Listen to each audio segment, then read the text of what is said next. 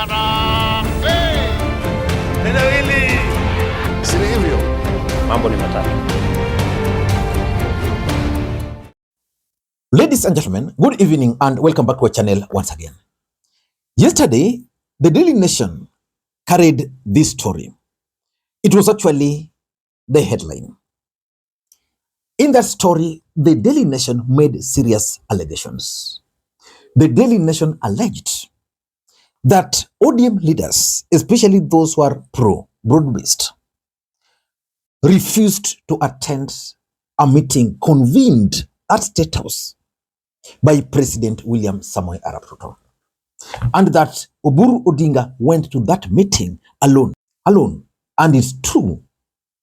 The photos we saw from State House only captured Oburu Odinga.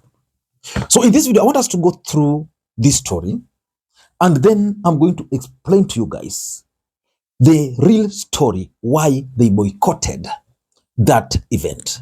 Because I know some ODM leaders, someone like Junet Mohammed and Gladys Wanga, would not have missed an opportunity to join William Ruto at State House, but they were not there.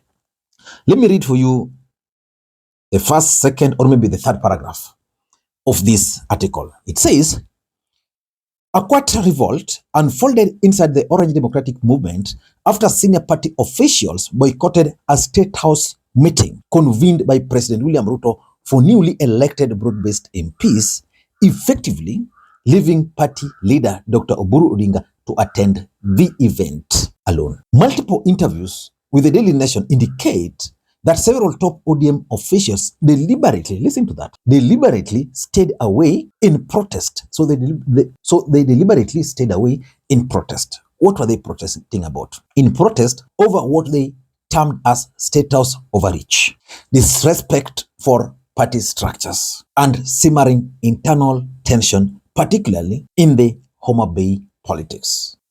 Let us go to the third paragraph. The officials, the ODM Secretary General Sifuna, co-deputy party leaders Abdul Swamad Nasir, Godfrey Otsosi, and Simbarati, as well as Executive Director Oduro, had earlier on Tuesday attended a meeting at the party's Chungwa House headquarters, but did not accompany Oburu to State House. ODM National Chairperson Gladys Wanga attended neither. Gladys Wanga, for her, she was not at Chungwa House. She was also not at State House. She boycotted all those events. Let me conclude the last paragraph. It says, their absence left Dr. Oburu flanked by only the three ODM MP-elect Boyd Were, Moses Omondi, Harry Kombe, when they were received by President Ruto alongside newly elected UDA parliamentarian. In contrast, UDA legislators were accompanied by a top-tier team, including the Secretary General Hassan Omar, the National Chairperson Barire, and the National Treasurer Japheth Nyakundi, and National Assembly Majority Leader Kimani Ichung'wah. So I would have also expected the Minority Leader Junet Mohammed. I'd also expected Gladys Wanga, the party chair, and of course, that is the situation. And because in politics nothing happens out of mere coincidence, in this video I want us to do a critical analysis to understand why these leaders decided to boycott an event convened by the president. Before we get into all those details, for those who are watching this channel for the first time, please take a second or two, click the subscribe button so that next time we produce a video like this, YouTube will automatically notify you. And to the subscribers, I want to continue thanking you guys for your continued support, because without that support, this channel cannot be where it is. And I want to make a request to you guys, please do not proceed before clicking that like button or dropping your comments. Ladies and gentlemen, without any further ado, let me give you my first reason.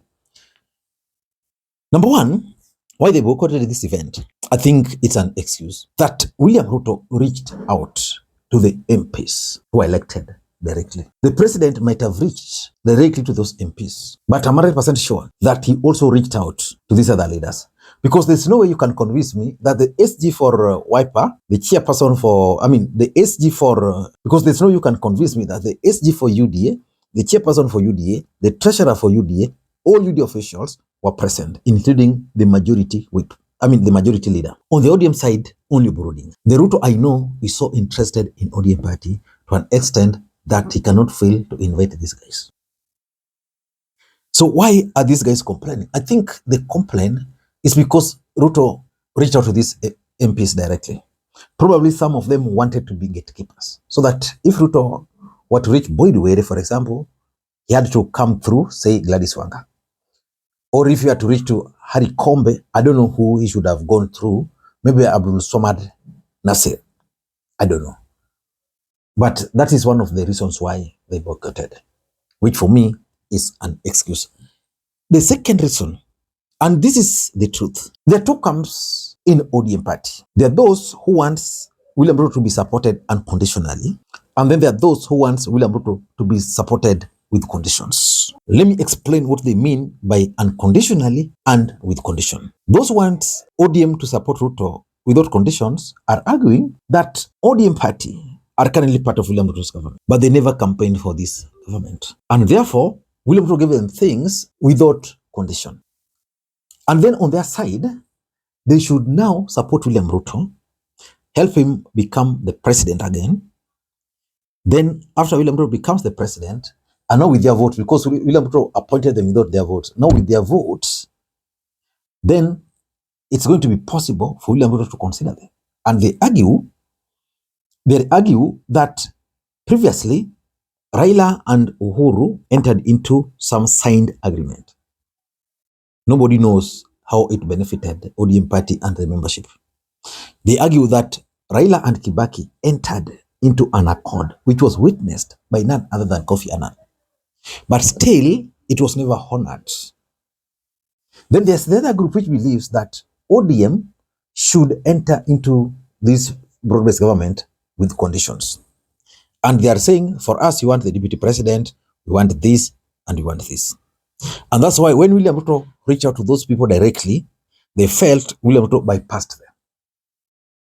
That William Ruto can continue proceeding like that. They want to secure their interest first through writing.